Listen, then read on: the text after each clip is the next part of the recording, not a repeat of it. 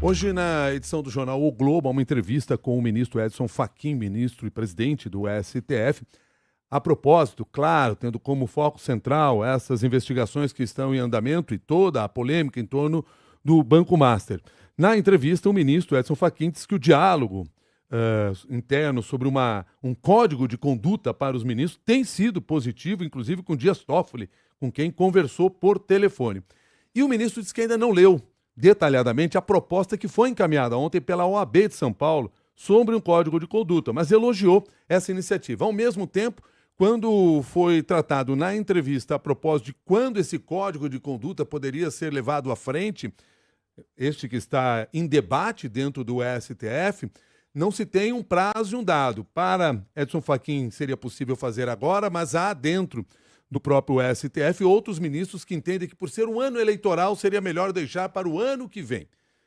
Em meio a toda essa discussão, como disse aqui, a OAB São Paulo apresentou uma proposta com este código de conduta, com algumas regras que lá estão, e para conversar sobre esse assunto nós convidamos o presidente da OAB São Paulo, o Leonardo Sica, que está conosco aqui. Eu agradeço pela gentileza de ter aceitado o nosso convite. Muito bom dia. Bom dia, Milton. Bom dia, Cássia. Eu que agradeço pelo estar aqui de novo. Bom dia. A apresentação dessa proposta de um código de conduta a partir de estudos que foram feitos dentro de um comitê da OAB São Paulo é uma forma de pressionar os ministros a avançarem com mais velocidade nessa discussão? É uma forma de colaborar no debate público. Eu acho que a questão é importante demais para ser apressada. Nós não queremos colocar pressa, mas nós queremos colocar prioridade.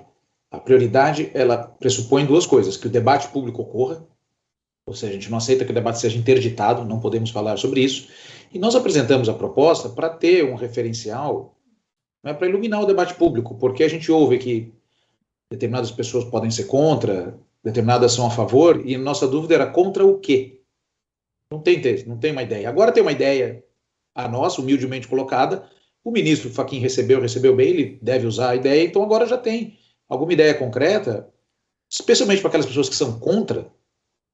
Digam por que são contra, porque a nossa grande questão aqui pública é o seguinte: quem pode ser contra um código de conduta para juízes? Quem e por quê?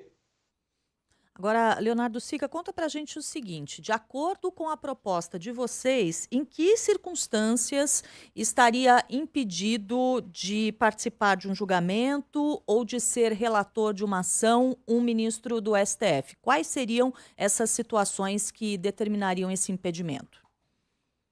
Parentesco com até terceiro grau, a amizade íntima e a relação profissional. A relação profissional com o escritório de advocacia, com as partes. Então, a relação íntima com a parte, ou seja, a pessoa que está sendo julgada, e com o advogado da pessoa que está sendo julgada. Então, o ministro foi sócio do escritório de advocacia, o ministro tem um parente sócio de advocacia, isso também causa impedimento. Não estamos inventando a roda. Não é como o mundo inteiro vê, é como o setor privado vê as relações nas suas áreas de governança, tal, são critérios conhecidos: parentesco até terceiro grau, amizade íntima e relação profissional, mesmo que pretérita. Vejam, um ex-sócio, eu sou advogado. Se um sócio meu amanhã vira juiz, evidentemente ele não pode julgar as causas do meu escritório. É isso. Agora, Leonardo Sica, um outro item que está lá no Código de Conduta proposto pela OAB São Paulo passa ali pela Fundação de Instituições de Ensino. De que forma isso coloca em dúvida a independência de um ministro? A lei orgânica da magistratura já prevê que juízes não podem ser sócios e proprietários de empresas privadas de ensino. Então, nós estamos, na verdade, reforçando o sentido de que o ministro tem atividade acadêmica livre, isso é bom, para atuar como professor, não para atuar como proprietário. Porque o proprietário na instituição de ensino é um empresário. Né, gente? Bom que haja empresários. E a atividade empresarial privada é algo vedado ao juiz. E veja, é uma escolha. Ninguém é obrigado a ser juiz, ninguém é compelido a ser ministro supremo. Quem está lá fez uma escolha. E quando você faz uma escolha, você abre mão de alguma coisa. Né? Então, quem escolhe ser juiz, abre mão de ser empresário na iniciativa privada. Leonardo, agora há pouco você trouxe para a gente quais seriam as situações em que um ministro do Supremo não poderia participar de uma ação como relator ou julgar um caso. Mas esse impedimento, a partir dessas regras estabelecidas aqui nesse texto, esse impedimento vai ser da parte do próprio ministro? Ele vai ter de se declarar impedido? A regra clássica é que primeiro o ministro tem que se declarar, mas nós estamos inserindo outros mecanismos. Além do ministro se declarar, nós estamos inserindo também uma regra que é o advogado, quando ele distribui uma ação, ele já tem que apontar na ação que ele tem a proximidade com o juiz. Então nós estamos também assumindo para a advocacia essa obrigação, né, eu distribuo a ação, eu falo, eu tenho relação com tal juiz, isso aí já torna a questão mais pública, e estamos legitimando, né, uma série de atores públicos, então o presidente da República, o presidente do Senado, o presidente da Câmara, Procurador-Geral da República, presidente da OAB Nacional, presidente da Sociedade Brasileira de Progresso da Ciência, Academia, né, e presidente da Associação Brasileira de Imprensa, a suscitar o Código de Conduta. Né? Suscitar é falar, percebi, então nós estamos dando para a sociedade civil, né, a capacidade de suscitar o Código de Conduta.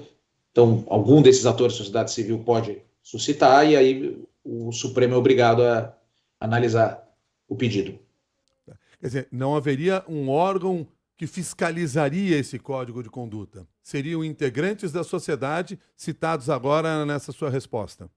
Sim, são os integrantes da sociedade e do poder público, os poderes, né, legislativo e executivo, nós estamos também empoderando eles, porque é assim que funciona. Eu sei que o público às vezes fala, bom, mas quem controla o Supremo, quem julga as coisas que o Supremo Tribunal Federal faz? É preciso a gente entender que o Supremo Tribunal Federal é o órgão de cúpula do Judiciário.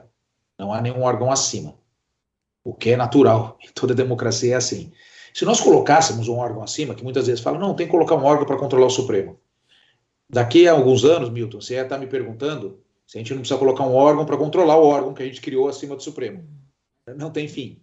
Né? Então, as instituições elas têm que ter um desenho que, em algum momento, elas têm seus órgãos de cúpula. E acima dos órgãos de cúpula não pode haver nada mesmo. Não tem jeito. A gente não tem controle. Né? Então, a gente fala num modelo aqui que a gente chama de autorregulação regulada.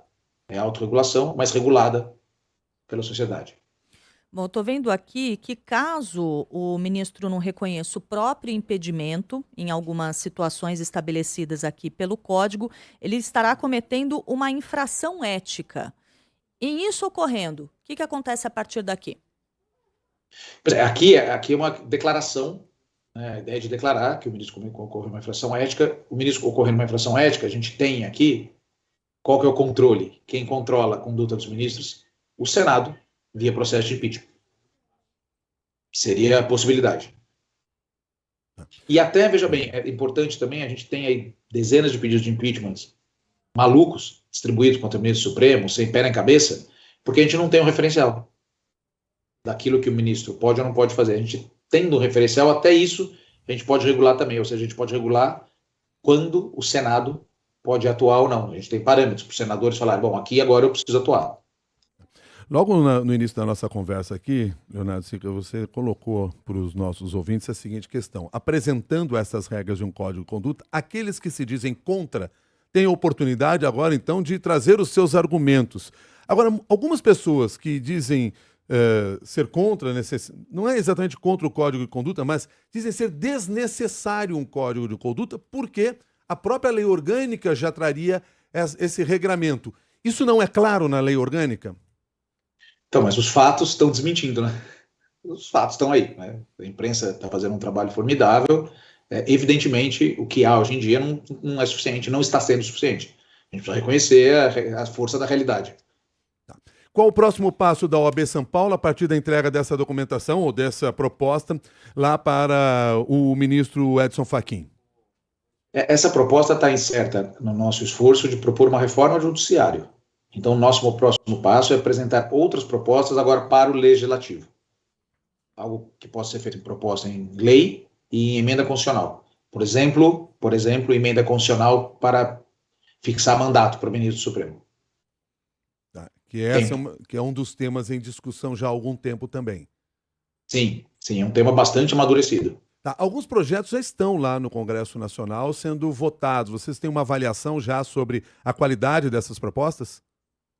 Então, as propostas, a maioria das propostas que estão no Congresso Nacional, e aí a importância de a gente ter uma proposta técnica em discussão e feita fora do ambiente político, elas são propostas, muitas vezes, manejadas no ambiente de extremismo, né, de discursos antidemocráticos, discursos autoritários e de populismo, né, de políticos que estão usando a pauta de ser anti o Supremo, o que é péssimo, né, para ganhar popularidade. Então a gente quer tirar, né, a discussão do Supremo da pauta política também. Então a maioria dos projetos que tem lá, a maioria não são bons porque eles são ou projetos populistas ou muitas vezes projetos meramente revanchistas.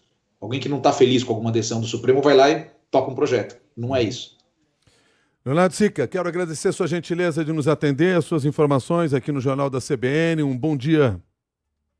Eu que agradeço aos ouvintes. Milton, Cássia, um abraço para vocês. Obrigado. Presidente da OAB, Seção São Paulo, Leonardo Sica, conversou com você agora que são 7 horas e 48 minutos.